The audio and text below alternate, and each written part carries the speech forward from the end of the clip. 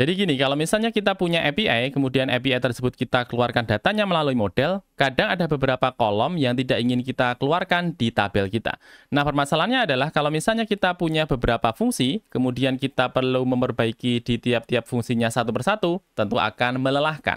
Nah, di video kita kali ini kita akan membahas tentang yang namanya resource collection, sehingga kita bisa melakukan templating atau melakukan formatting terlebih dahulu, apa-apa saja yang bisa dilihat oleh user. Sebagai informasi, saya punya course premium tentang Laravel, di mana saya membahas mulai dari awal tentang Laravel, kemudian memperdalam melalui project based learning, belajar melalui studi kasus. Bagi teman-teman yang tertarik bisa lihat linknya di bagian deskripsi. Jadi ceritanya saya punya tabelnya namanya adalah person, dan saya sudah masukkan beberapa data ke tabel person tadi. Dan kalau saya lihat di bagian database yang saya punya, saya hanya punya 3 buah data saja ya, 1, 2, 3.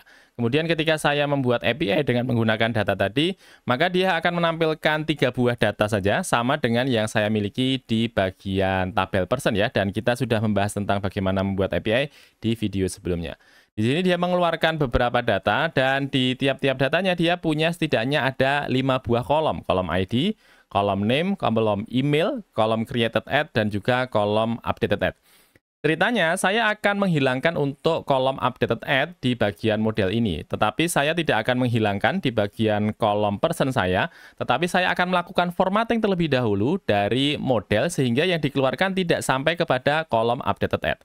Nah, berikutnya saya akan masukkan di bagian VS Code saya. Saya akan membuat sebuah perintah untuk membuat yang namanya resource collection, teman-teman. Masukkan saja perintahnya php artisan make, kemudian kita tentukan untuk namanya adalah resource yang akan kita buat.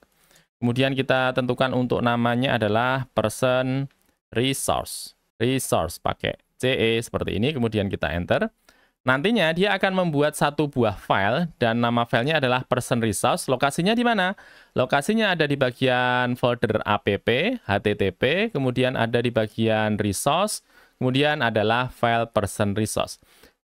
Nah, sekarang coba kita lihat di bagian dalam dari person resource ini, ada fungsi namanya adalah toArray, di mana di bagian toArray ini dia masukkan di bagian dalamnya ada parent toArray seperti ini. Kita akan melakukan formatting tentang apa saja kolom yang akan kita keluarkan.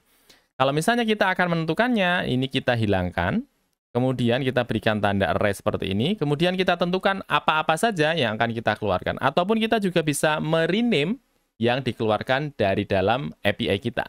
Tapi di sini saya akan memberikan nama yang sama saja, misalnya ID, dia didapatkan dari kolom this ID. Kemudian saya akan keluarkan untuk name-nya. Name-nya adalah dari this name. Kemudian berikutnya misalnya adalah email, dia adalah dari this email. Ini kemudian saya masukkan satu lagi, misalnya created at. Iya, kita dapatkan dari this created at. Ya, seperti ini. Kemudian berikutnya saya akan mengeluarkan untuk bagian resource collection ini ketika saya memanggil API yang saya punya. Ini saya lupa belum memberikan titik komanya. Saya Ctrl S, kemudian saya akan Ctrl P. Saya cari yang namanya person controller. Ini adalah API yang kita buat sebelumnya, di video sebelumnya. Dan dia sudah mengeluarkan data di bagian fungsi index. Ya, di bagian fungsi index. Pola untuk mengeluarkannya hanya seperti ini saja. Ada status, kemudian message, kemudian data. Ini coba saya komen terlebih dahulu. Ya, kemudian saya akan gantikan dengan cara kita mengeluarkannya dari person resource. Saya keluarkan di sini dengan return. Kemudian saya panggil untuk resource collection yang saya punya. Saya masukkan person resource. Kemudian kita berikan di sana collection. Kemudian kita keluarkan dari data kita. Data kita adalah person seperti ini. Oke, saya Ctrl S dulu. Kemudian coba saya akan membuka untuk data saya. Saya klik di bagian send. Nantinya harusnya kalau misalnya untuk proses melakukan formatting tadi sudah oke, yang dia keluarkan hanya beberapa kolom saja. Ada kolom ID, kolom name, kolom email, kemudian kolom created at. Tidak tampil di sana untuk kolom yang namanya updated at ya. Jadi sudah benar sesuai dengan yang kita siapkan tadi. Nah, kalau misalnya kita akan menambahkan untuk informasi yang lain, misalnya kalau kita lihat di bagian sebelumnya, saya mengeluarkan juga di sana untuk status, saya mengeluarkan juga di sana untuk message. Kalau misalnya kita akan mengeluarkannya, kita bisa tambahkan di bagian setelahnya. Kita berikan additional. Ya, kemudian kita masukkan dalam bentuk array. Kemudian kita masukkan untuk isiannya, status kita berikan di sini adalah true. Kemudian kita tambahkan lagi message. Message-nya apa? Message-nya adalah data berhasil ditemukan misalnya. Oke, sekarang coba kita cek lagi. Saya klik di bagian send. Sekarang coba kita scroll ke bagian bawah. Dia sudah menambahkan ada status, ada message di sana. Nah, kalau misalnya kita akan menentukan juga untuk status code-nya, ya, maka kita juga bisa tambahkan di bagian belakangnya. Kita berikan tambahan di bagian belakangnya sini. Kita tentukan dulu dengan response. Kemudian baru kita set status code-nya. Set status code-nya. Ya, status code-nya di sini adalah 200. Oke, kemudian coba kita jalankan lagi. Saya klik send. Nah, seperti ini ya. Tadi kita sudah berhasil untuk mengeluarkan data di bagian fungsi indeks. Nah, berikutnya kita akan mengeluarkan data, tetapi satu buah data saja, dan dia ada di bagian fungsi show. Nah, sekarang coba kita lihat. Saya akan masuk ke bagian person controller di bagian dalam dari API yang saya punya. Di sini adalah fungsi indeks yang kita punya. Ya, dan kita akan menuju ke bagian fungsi yang lain untuk menampilkan detail satu buah ID saja. Di mana ketika kita membukanya di bagian Postman, maka saya masukkan seperti ini.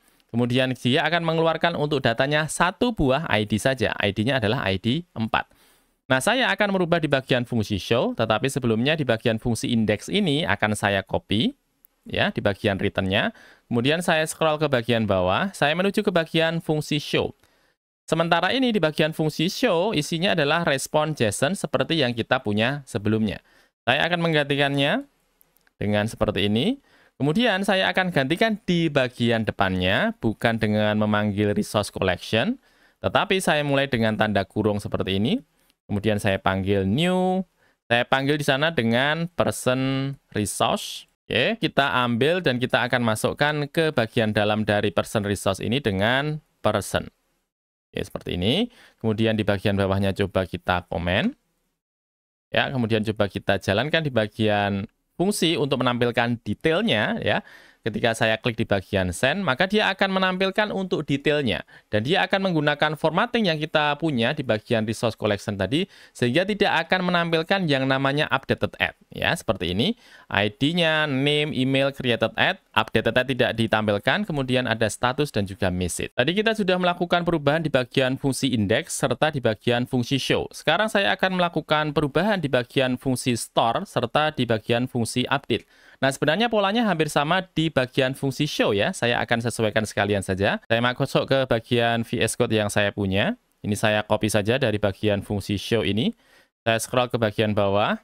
Saya masuk ke bagian fungsi update. Ini saya akan komen dulu ya. Kemudian saya akan keluarkan di sini. Status code-nya adalah 200. Tinggal di sini untuk message-nya saya ganti. Data berhasil diperbaiki. Oke. Kemudian saya copy lagi. Saya masuk ke bagian fungsi store ya. Saya masuk ke bagian fungsi store, lokasinya ada di bagian atasnya. Nah, di sini ya, fungsi store. Saya akan letakkan di bagian atas ini. Ya, kemudian saya akan masukkan data berhasil dimasukkan di bagian dalam message-nya. Kemudian ini saya komen. Status code-nya saya ganti dari 200 menjadi 201 seperti ini. Kemudian sekalian saja kita cek. Saya akan masukkan data. Misalnya saya masukkan name-nya adalah Arba misalnya. Di sini untuk emailnya adalah Arba. Kemudian saya klik di bagian send. Dia sudah memasukkan satu buah data baru, ID-nya 7, created add saja, tidak ada updated add, kemudian status dan juga message-nya. Saya akan masuk ke bagian fungsi update. Kemudian saya masukkan untuk ID-nya adalah 7 misalnya. Ini adalah data baru yang kita masukkan. Kemudian saya gantikan untuk namanya. Misalnya saya gantikan dengan Rebo begini. Emailnya saya ganti Rebo begini. Kemudian saya klik di bagian send. Oke, sudah ada informasinya, data berhasil diperbaiki. Tadi di bagian person resource, kita mengeluarkan datanya hanya 4 buah kolom saja. Kolom ID, kolom name, kolom email, serta kolom created add. Bagaimana kalau misalnya kita tambahkan satu buah kolom baru di bagian outputnya? Saya akan masuk lagi ke bagian person resource, saya tambahkan satu buah kolom baru. Misalnya created add format begitu. Format. Kemudian saya tentukan untuk created add-nya dengan tambahan ISO format ya. Format ya. Berikutnya saya tentukan untuk polanya dengan DMMMY misalnya. Oke. Kemudian saya akan keluarkan lagi. Saya coba masuk ke bagian fungsi show ini. Kemudian saya klik di bagian send. Nah, sekarang dia sudah mengeluarkan menjadi 1, 2, 3, 4, 5. Ada 5 buah kolom, dan di bagian bawah ini ada satu buah kolom baru yang kita tambahkan di bagian output dari API kita dengan yang namanya created at format, dan kita mengeluarkannya dengan format yang kita inginkan. Sekarang bagaimana kalau misalnya saya punya tabel baru, di mana tabel barunya adalah tabel education, di mana dia punya relasi ke tabel person. Coba saya tunjukkan di bagian tabel yang saya punya. Saya akan masuk ke bagian phpMyAdmin. Dan ini adalah tabel person yang saya miliki. Saya tambahkan satu buah tabel baru, dan tabelnya namanya adalah education. Di mana satu orang dia punya beberapa education. Misalnya di sini saya masukkan untuk nama dari ID 4 ini, dia punya beberapa data education atau riwayat pendidikan yang dia punya. Ada TK Pertiwi, kemudian SD Negeri, kemudian SMP Negeri untuk satu buah ID saja.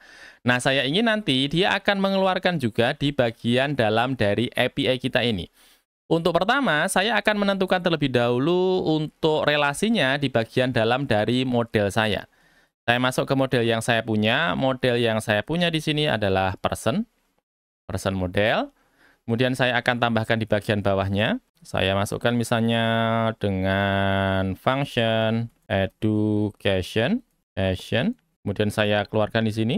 This has many. Saya keluarkan dari education. Saya juga punya model namanya adalah education. Saya masukkan education, kemudian class. Di bagian education sebenarnya hanya simbol saja di sini. Ya, hanya menentukan untuk tabelnya, kemudian saya tentukan untuk variable-nya apa saja. Ya, seperti ini saja. Kemudian saya akan masukkan ke bagian person resource ini, supaya dia mengeluarkan juga tentang informasi pendidikan yang dimiliki oleh seorang person. Nah, saya akan masuk ke bagian person resource. Saya akan tambahkan mungkin di bagian bawah dari email. Saya masukkan misalnya education. Kemudian saya keluarkan di sana dengan this education. Saya Ctrl S, kemudian coba kita buka di bagian Postman. Saya klik di bagian Send, nanti harusnya akan ada tambahan satu buah properti ya, mungkin satu buah properti yang dikeluarkan di bagian API kita dengan nama education seperti ini. Sehingga seseorang dengan nama Wahid, dia punya education nomor 1, ID-nya adalah TK Pertiwi, kemudian ada created at-nya, kemudian ada ID yang kedua adalah SD Negeri, kemudian ada person ID-nya, kemudian created at, serta updated at di sana. Di bagian sebelumnya, kalau kita lihat di bagian proses menampilkan untuk education, ada informasi ID, ada informasi name, person ID, created at, serta updated at. Nah, kadang kita tidak ingin menampilkan semuanya ya di bagian education tadi. Sekarang coba kita akan membuat lagi yang namanya resource collection untuk mengeluarkan output yang diberikan di bagian education. Saya akan masuk lagi ke bagian dalam dari Visual Studio Code yang saya punya. Saya akan membuat satu buah resource lagi. Saya akan masuk ke bagian dalamnya, karena di sini kalau kita lihat di bagian Postman kita, dia mengeluarkan ada ID, name, person ID, created at, serta updated at. Nah, saya tidak akan mengeluarkan untuk person ID dan juga created at serta updated at, saya hanya akan mengeluarkan untuk ID dan juga name-nya saja. Saya tidak akan keluarkan untuk person ID, created at, serta updated at di sana. Saya akan masuk ke bagian VS Code, kemudian saya akan buat satu buah resource lagi, PHP artisan make, kita buat namanya adalah resource. Kemudian nama dari resource-nya adalah education resource. Kemudian saya akan enter. Berikutnya dia akan membuat untuk satu buah file education resource, dan kalau coba kita lihat lokasinya tentu saja ada di bagian resource. Nanti akan ada satu buah file baru. File barunya adalah education resource. Sekarang tinggal kita sesuaikan untuk formatnya. Apa saja yang akan kita keluarkan. Ini saya hilangkan. Kemudian saya gantikan dengan yang akan saya keluarkan. Yang saya keluarkan adalah ID. Dia adalah dari this ID. Kemudian saya keluarkan satu lagi adalah name, nama pendidikannya. Saya keluarkan dari this name. Seperti ini ya, di bagian education resource. Selanjutnya, kita akan sambungkan antara education resource ini dan akan kita sambungkan dengan person resource. Caranya, kita masuk ke bagian person resource. Kemudian kita lihat di bagian this education ini, kita akan ubah supaya di bagian education ini, dia mengeluarkan untuk dari education-nya ini sesuai dengan resource collection yang kita inginkan untuk dikeluarkan. Nah, caranya, kita akan hilangkan untuk this education. Tetapi kita gantikan dengan education resource, kemudian collection, kemudian baru di sini kita panggil dengan this education. Nah, seperti ini. Pastikan di bagian atas education resource sudah ditambahkan. Tetapi karena di sini kita di bagian namespace yang sama, harusnya tidak perlu ditambahkan secara manual ya. Sekarang saya akan coba jalankan lagi. Nantinya harusnya kalau misalnya kita sudah berhasil untuk melakukan formatting dari bagian education resource tadi, maka yang tampil di bagian education ini hanya 2 buah properti saja ya, di bagian ID dan juga di bagian name-nya. Saya klik di bagian send. Nah, benar sekarang yang keluar hanyalah di bagian ID dan di bagian name saja. Dan itu dulu untuk update kita kali ini. Terima kasih sudah menyimak dan wassalamualaikum warahmatullahi wabarakatuh.